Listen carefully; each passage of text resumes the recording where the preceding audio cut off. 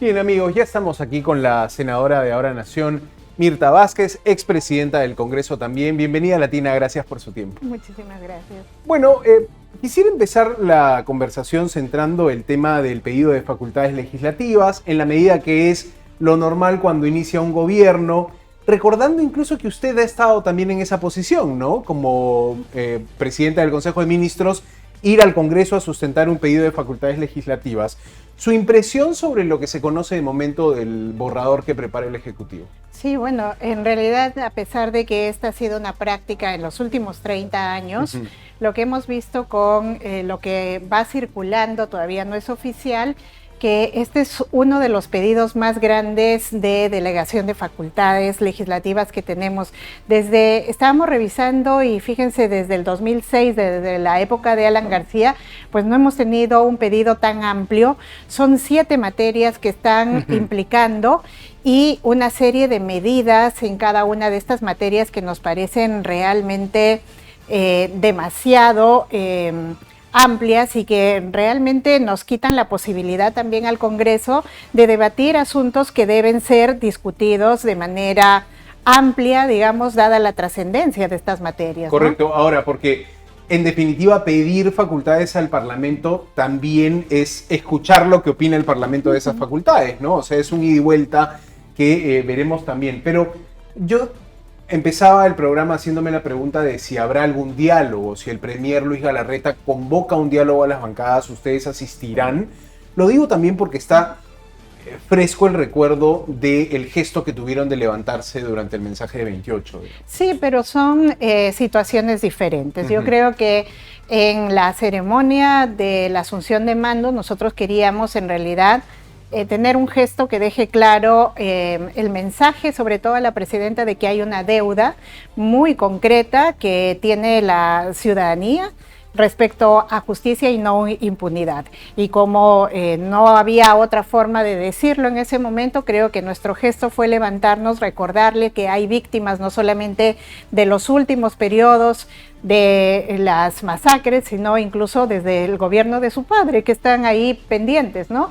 Así que eso ha sido un gesto. Yo espero que haya tomado nota al respecto, porque es un llamado político, pero en el tema de una discusión como el otorgar facultades legislativas, yo creo que cabe, porque es nuestra función además debatir sobre este tema. O sea, ¿no? sí atenderían un llamado de PCM, del premier Galarreta, a reunirse, a hacer una ronda de diálogos. ¿Iría Ahora Nación? Seguramente que sí, porque se va a discutir sobre algo tan delicado como lo que se va a terminar decidiendo sobre el país, ¿no? Y para nosotros, en realidad es una obligación también, teniendo en cuenta que es el Poder Legislativo el que tiene la facultad de legislar y en este caso el Ejecutivo nos está pidiendo que tengamos una excepción, un momento de excepción para entregarles esa facultad a ellos. Así que sí conviene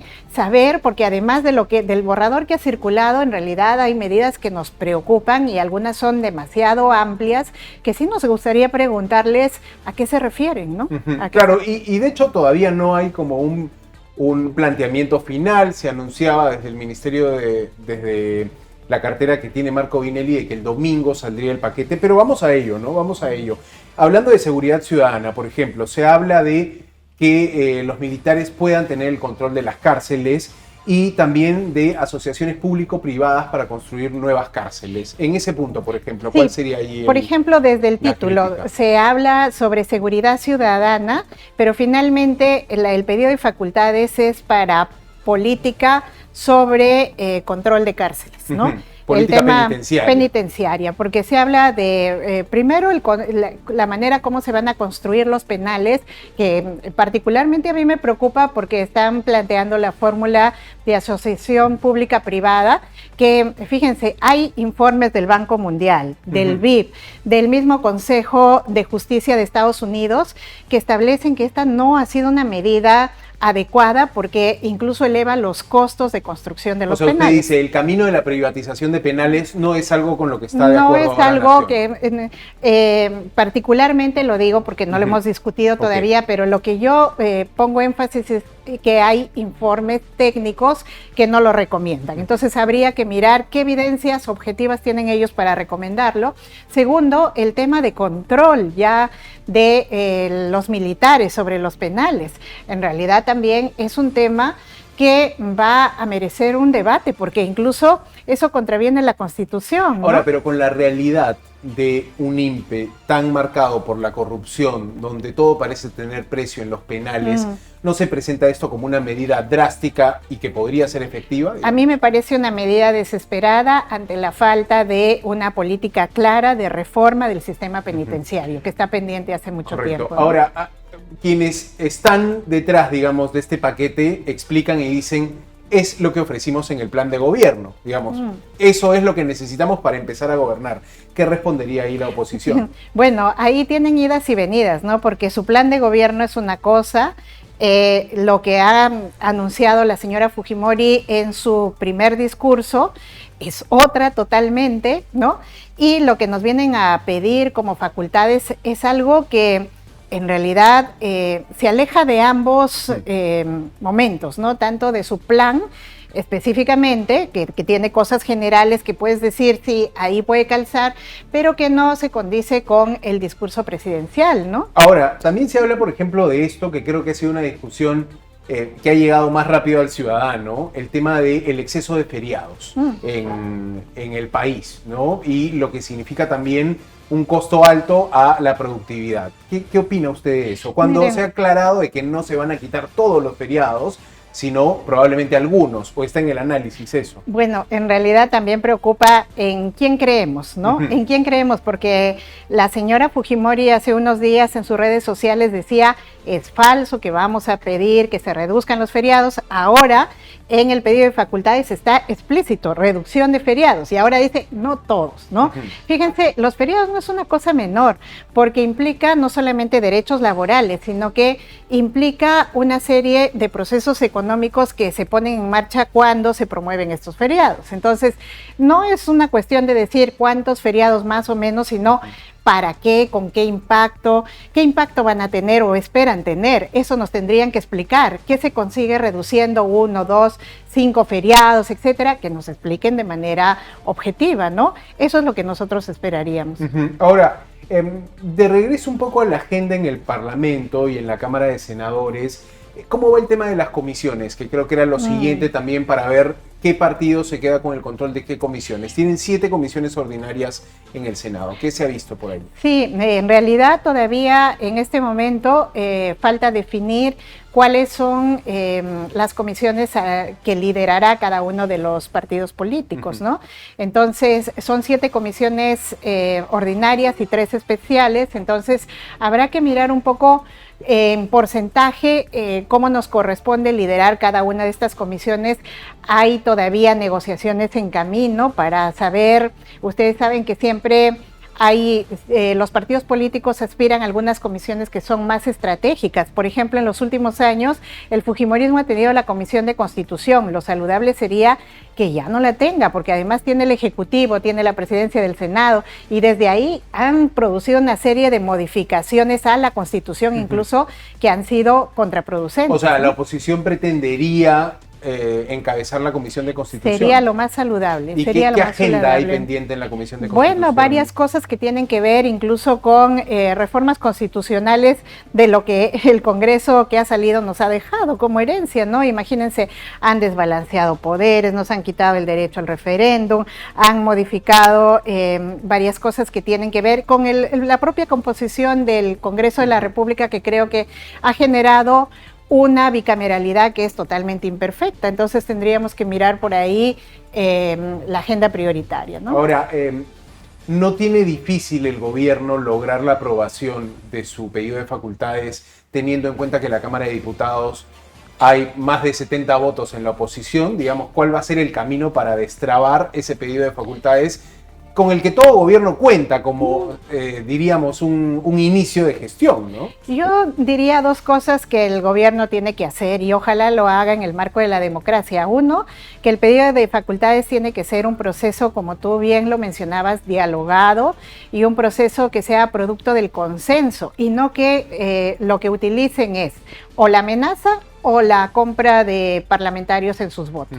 Pero ¿Por ¿tiene, qué? digamos, algún indicio de que estas dos situaciones han podido Bueno, pasar? sí hay digamos, una amenaza, por ejemplo, se ha sentido por ejemplo, amenazada. sí empiezan a salir sus constitucionalistas. De hecho, salió ayer una de sus constitucionalistas muy cercana a ellos, Delia Muñoz, a amenazar de que si el Parlamento no daba las facultades que podían presentar la cuestión de confianza y ya estaban como quedándose solamente con una opción el Parlamento antes de ser disuelto. Eso es una amenaza. A mí me parece que si el partido de gobierno no está de acuerdo, debería llamar al orden y decir, bueno, nosotros lo que queremos es discutir y no mandar voceros por ahí a decir, oigan, cuidado, que esto puede producir la disolución de la Cámara de Diputados, ¿no? Claro, ahora, en ese escenario catastrófico de una doble negación de confianza y la posible disolución de diputados, pero vino de parte de una persona que no es formalmente parte del gobierno, ¿no? No es Delia formalmente, Muñoz. pero obviamente es parte de los aliados, ¿no?, a este gobierno, y creo que no se sueltan ese tipo de informaciones de manera casual, ¿no? Entonces yo creo que lo mejor que pueden hacer más bien es invitar al diálogo, consensuar cosas, porque eso me parece sumamente importante. Y lo otro, yo decía que no practiquen las viejas tácticas, porque ya algunos parlamentarios han dicho que, por ejemplo, para la elección de las mesas directivas intentaron ser cooptados, les ofrecieron cosas. Yo creo que esos son malos mecanismos que lindan con la corrupción y que realmente no se deberían aplicar para conseguir las mayorías, ¿no? Ahora, otro de los temas que se plantea, y aquí quería entrar un poco en la discusión del tema social, del componente social que pudo tener el discurso de Keiko Fujimori, este planteamiento de reducir a la mitad el 35% de anemia, por ejemplo. ¿Qué opina de esa línea? Intentando buscar algunos puntos en común que puede tener la agenda de Ahora Nación, las reivindicaciones de la izquierda, con las cosas que plantea la presidenta. Digamos, no creo que todo sea distancia, gestos... o sea, nosotros, ¿no?, en el discurso hay puntos con los que estamos absolutamente de acuerdo: la reducción de la anemia, el tema de incluso el subir el sueldo mínimo vital y algunas otras medidas que se anunciaron que nos parece muy importantes. El problema es cómo, y que no se diga solamente de manera populista. ¿Cómo se va a reducir, por ejemplo, la anemia en un 35%? Es un gran reto, ¿no? Cuando en los últimos años no hemos podido reducir 1 o 2 puntos porcentuales, nos ha costado muchísimo. O el tema del mínimo vital, perfecto, lo quiere subir, primero, ¿con qué dinero, no? ¿Con qué dinero lo vamos a hacer si su propio partido ha promovido 229 leyes que nos han dejado con un problema fiscal? Entonces, ahora, el ministro de Economía ya plantea ahí la necesidad de desactivar alguna de las leyes que creaban gasto fiscal. ¿Cómo se plantea eso en la medida que el Parlamento también tiene que ver con eso? Claro, ¿no? claro, fíjate. ¿Pero qué opina de esa posición? El Mercuba diciendo vamos a desactivar estas leyes que irrogan gasto. Que es que me parece que no tienen otra salida, porque lo han dicho varios especialistas, el Consejo Fiscal, de continuar esas 229 leyes, en realidad nos va a llevar a un problema de equilibrio bastante serio. Entonces, se tienen que derogar, suprimir algunas. Yo creo que se deberían hacer con el Parlamento y no de manera unilateral, porque yo creo que ahí ellos han sido promotores de la mayoría de estas normas, han votado a favor, y tendría que ser más bien el Parlamento actual el que entra a revisar cuáles sí se deberían derogar, y definitivamente son las que nos generan mayor gasto. Por ejemplo, esto de la cédula viva para militares, el tema de bonos que se les da el incremento a ciertos sectores, ¿no?, gratificaciones para el trabajador CAS. Por ejemplo, ese es un tema que se tiene que discutir, porque la gente se queja mucho y dice, claro, los CAS, ¿por qué les van a dar bonificaciones, etcétera? Acordémonos que ahí estamos hablando de derechos mínimos. Podemos discutir cuánto nos irroga eso en relación, por ejemplo, a su cédula viva, que es realmente un monto muy alto, sí, ¿no? Se plantea también crear un nuevo régimen laboral para no tener toda la diferencia, la escala de regímenes laborales que se tienen en el Estado. ¿Qué le parece esa idea? Fíjate que en nuestro país lo que necesitamos es una reforma laboral desde hace mucho tiempo y yo no creo que con un decreto legislativo se logre arreglar el problema, y lo que es peor, hay riesgo porque en la propia delegación de facultades, en el documento que está circulando, de lo que se habla es de reducción, por ejemplo, de derechos, de terminar con contratos por causas objetivas, de temas de indemnización, lo cual supone despidos. Salida voluntaria de servidores públicos con incentivos. Salida voluntaria, con lo cual lo que te están diciendo es, lo que se viene son en realidad despidos. ¿Pero no es alta la planilla del Estado? ¿No es una planilla es un tema, del Estado enorme? Pero por eso, fíjate, eso no se legisla con un decreto legislativo. ¿Cómo se corrige? Eso se tiene que corregir con un estudio para saber dónde son los sectores que irrogan más gasto con las planillas, ¿no? ¿Cuáles son los sectores que ni siquiera son sectores con mayores derechos, sino con privilegios, ¿no? Entonces, hay que hacer una evaluación y no simplemente decir, ya, todos los trabajadores acá vamos a sacar de todo lado y les damos incentivos para que se vayan, porque acuérdate que esa fue una política del primer gobierno de Fujimori y eso nos llevó pues a una serie de problemas por la pérdida laboral de los derechos laborales de mucha gente, ¿no? Ahora, senadora Vázquez, entiendo que, diríamos, la situación de un diputado hoy de Juntos por el Perú genera un malestar en la coalición parlamentaria, pero quiero saber su posición porque al diputado que está detenido en la comisaría de San Miguel se lo está acusando de violencia, de agresión, de violencia psicológica.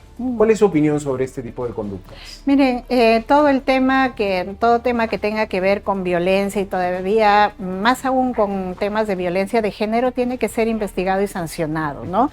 Entonces, a mí me parece que es importante que este caso se investigue. Y de probarse esa violencia, pues no hay ninguna salida más que las sanciones correspondientes. ¿Desafuero? Ahora, yo no sé si toque el desafuero, porque primero, además, acuérdate que esto tiene que pasar por la Comisión de Ética, entonces ahí hay todo un procedimiento, que todavía no está constituida. Que todavía no está constituida, etcétera, pero yo creo que esas cosas también tienen que dejar mensajes claros, ¿no? Porque también se mencionó el caso de un diputado de Ahora Nación en Puno, que le había hablado de una manera muy peyorativa a un trabajador de agua que venía a cortarle el suministro. Sí, yo creo que hay en muchas bancadas, no solamente en las bancadas de izquierda, ahora tenemos ministros con antecedentes, con sentencias. Miren, en general lo que debemos promover es que no hayan servidores públicos con este tipo de manchas, de antecedentes, y menos aún que se toleren estas conductas en ningún lado. Correcto. ¿No? Mirta Vázquez, senadora de Ahora Nación, senadora nacional, ha estado con nosotros. Gracias por su tiempo, señora Vázquez. Muchas gracias.